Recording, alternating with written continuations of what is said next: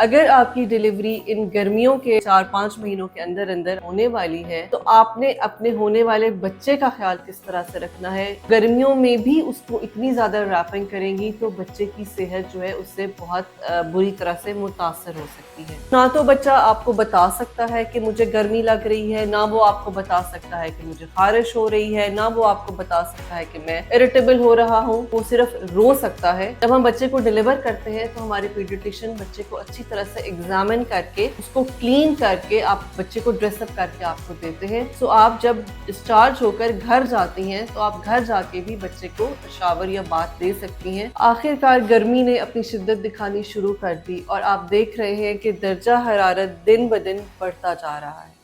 अगर आपकी डिलीवरी इन गर्मियों के महीनों में है, अगले 4-5 महीनों के अंदर अंदर आपकी डिलीवरी होने वाली है, तो आपने अपने होने वाले बच्चे का ख्याल किस तरह से रखना है, इसके लिए ये एक बहुत ही इम्पॉर्टेंट वीडियो है। इसको प्लीज़ ज़रूर देखें और इस पे अमल पैरा ज़रूर हो। मैं हूँ डॉक्टर सादिया मुमताज़ और आप देख रहे हैं गायनी टॉक्स। हमने अक्सर ये देखा है कि जैसे ही बच्चा पैदा होता है उसको रैप अप कर दिया जाता है, मल्टीपल लेयर्स में उसको रैप कर दिया जाता है। जहाँ तक सर्दी की बात है तो उस लिहाज से तो ठीक है, टेम्परेचर क्योंकि कम होता है तो आप जितनी भी लेयरिंग कर दें वो बच्चे के लिए फ़ायदेमंद ही होता है। लेकिन अगर आप गर्मियों में भी उसको इतनी ज़्यादा रैपिंग करेंगी तो बच्चे की सेहत जो है उससे बहुत बुरी तरह से मुतासर हो सकती है। ये एक बहुत बड़ी मिथ है कि बच्चे को किसी भी किस्म की हवा जो है वो नहीं लगने देनी चाहिए, वरना बच्चे को फ़ौरन निमोनिया हो जाता है। हमें हर तरह से टेम्परेचर का जो है ख्याल वो ज़रूर रखना चाहिए। बच्चे जैसे ही डिलीवर होते हैं तो फ़ौरन से वो अपनी बॉडी का जो दर्जा हरारत है वो मेंटेन नहीं कर सकते। उनका थर्मोस्टेट जो है वो वर्किंग में आने के लिए भी थोड़ा-सा टाइम लेता है। सो ना तो बच्चा आपको बता सकता है कि मुझे गर्मी लग रही है, ना वो आपको बता सकता है कि मुझे खारिश हो रही है, ना वो आपको बता सकता है कि मैं इरिटेबल हो रहा हूँ। वो सिर्फ रो सकता है और अगर आपने उसको बहुत ज़्यादा लेयरिंग की हुई है तो डेफ़िनिटली वो बहुत ज़्यादा रोएगा। आज की वीडियो में मैं आपको बहुत ही इम्पॉर्टेंट, यूज़फुल और बहुत आसान से वो टिप्स बताने जा रही हूँ, जिन पे अमल पैरा होकर आप अपने बच्चे की सेहत भी मेंटेन कर सकते हैं, उसको ओवरहीट होने से भी बचा सकते हैं और किसी भी किस्म के हेल्थ हैज़र्ड से आप उससे प्रिवेंट कर सकते हैं। जैसे ही सपोज़ अब आजकल जैसे गर्मियाँ हैं, बच्चा जो है डिलीवर हुआ है तो आप उसको जो है कॉटन के कपड़े पहनाएँ जो कि ब्रीदेबल हों। किसी किस्म के सिंथेटिक कपड़े, कोई पैराशूट के कपड़े, वो कपड़े जिनमें से हवा नहीं गुज़रती वैसे कुछ भी ना लें। आप सिंपल सी जो फर्स्ट लेयरिंग कॉटन क्लोथिंग है वो लें और उसके ऊपर एक कॉटन की जो है वो शीट से उसको रैप कर लें।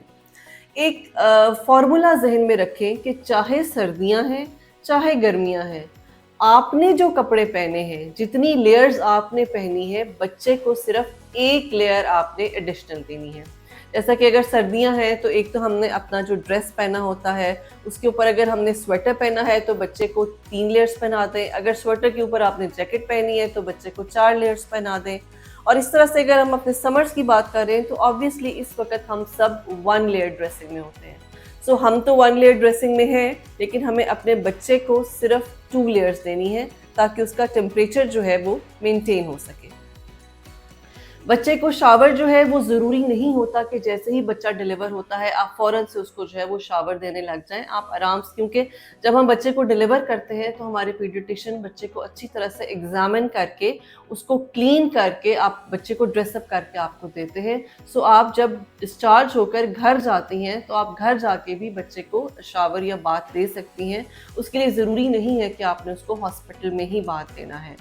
और आजकल के मौसम में स्पेशली जो है बच्चे को जो आपने बाथ देना है वो नॉर्मल वाटर के साथ देना है, जो थोड़ा सा वार्म ज़रूर हो सकता है लेकिन ठंडा तो बिल्कुल भी ना हो और बहुत गर्म भी ना हो कि बच्चे की स्किन जो है वो बर्न हो जाए। सिंपल सा हल्का सा ल्यूक वार्म वाटर लें और उससे आप अपने बच्चे को जो है वो बाथ दे सकते हैं।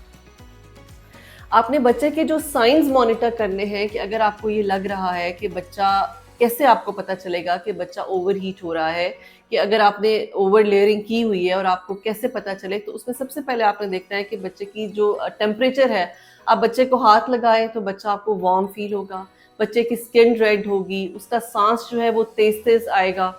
अगर आप उसके सीने पे हाथ रखेंगे तो आपको लगेगा कि उसका दिल बहुत ज़ोर ज़ोर से धड़क रहा है, उसको पसीना आ रहा होगा, बच्चा इरिटेबल होगा।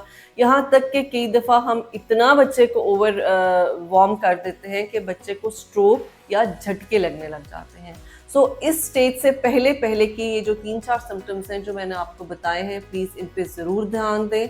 और स्पेशली अगर बच्चा बहुत ज़्यादा रो रहा है तो कोशिश करें, सबसे पहला काम आपने ये करना है कि उसकी लेयर्स को कम करते जाएं। जैसे जैसे बच्चे का टेम्परेचर जो है वो मेंटेन होना शुरू होगा, वो खुद ही कंफर्टेबल हो जाएगा।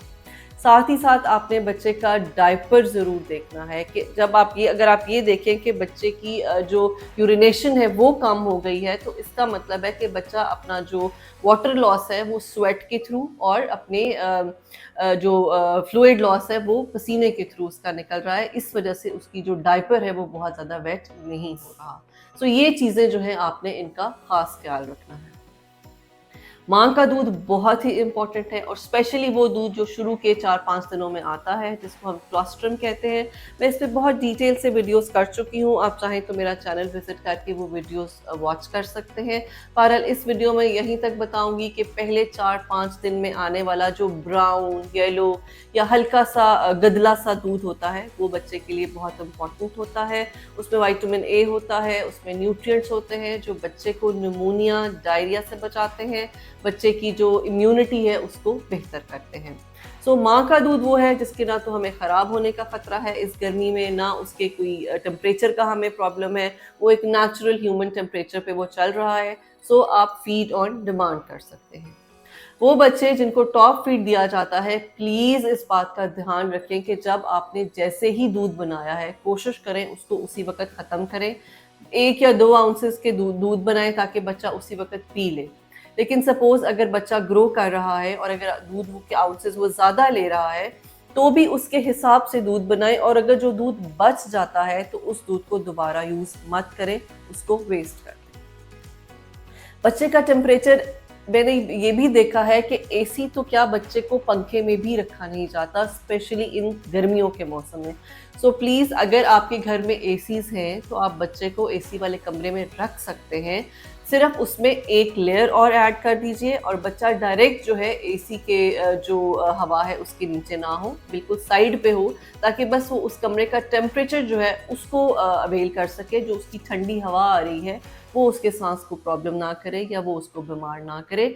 और प्लीज़ छिले वाली ख़वातीन खुद भी एसी में रह सकती हैं, खुद भी पंखे में रह सकती हैं, आप ठंडा पानी भी पी सकती हैं। ये मुझे आजकल बहुत सवाल किया जाता है कि क्या छिले में हम एसी इस्तेमाल कर सकते हैं या ठंडा पानी पी सकते हैं? तो जी, आप पी सकते हैं। उसके अलावा ये है कि बच्चे की जो चीज़ें आपको लगता है कि थोड़े बहुत भी कोई सिम्पटम्स हैं जो आपको लगता है कि प्रॉब्लमैटिक हैं, गर्मी से रिलेटेड हैं, तो उनको बढ़ने की बजाय उससे पहले ही आप अपने डॉक्टर को ज़रूर दिखा दीजिए। और अगर लेयरिंग उतारने के बाद भी आपको लग रहा है कि बच्चे पे बहुत ज़्यादा अभी रैशेज़ हैं या उसकी स्किन अभी भी जो है वो बर्न कर रही है, तो प्लीज़ उस सिलसिले में डॉक्टर को ज़रूर दिखा दीजिए। बच्चे को डायपर फ्री टाइम ज़रूर दें। अभी जितना गर्मी का मौसम है, कई माँओं का मैंने देखा है कि वो पैम्पर, डायपर लगाकर उसके बाद वो भूल जाती हैं 6 से 8 घंटे। सो प्लीज़ एक तो बच्चे का पैम्पर, डायपर जो है वो ज़रूर रेगुलरली चेक कीजिए, क्योंकि आजकल जितनी गर्मी है उससे बच्चे को रैशेज़ हो सकते हैं, उन रैशेज़ में इन्फेक्शन हो सकती है। और कम से कम पूरे दिन में 3 से 4 घंटे का टाइम जो है उसको डायपर फ्री ज़रूर दीजिए। और इन द एंड फिर ये कहूँगी कि बच्चे को खुले कपड़े, ब्रीदेबल कपड़े पहनाइए, एक्स्ट्रा लेयरिंग ना कीजिए, उसको ठंडी जगह पे रखें। और अगर आपके घर में सपोज़ अगर एसी नहीं है तो एटलीस्ट कमरे में वेंटिलेशन रखें। हर थोड़ी देर बाद थोड़ा-सा जो कॉटन या मलमल का कपड़ा गीला करके थोड़ा-सा उससे आप अपने बेबी का टेम्परेचर जो है वो नॉर्मलाइज़ कर सकते हैं।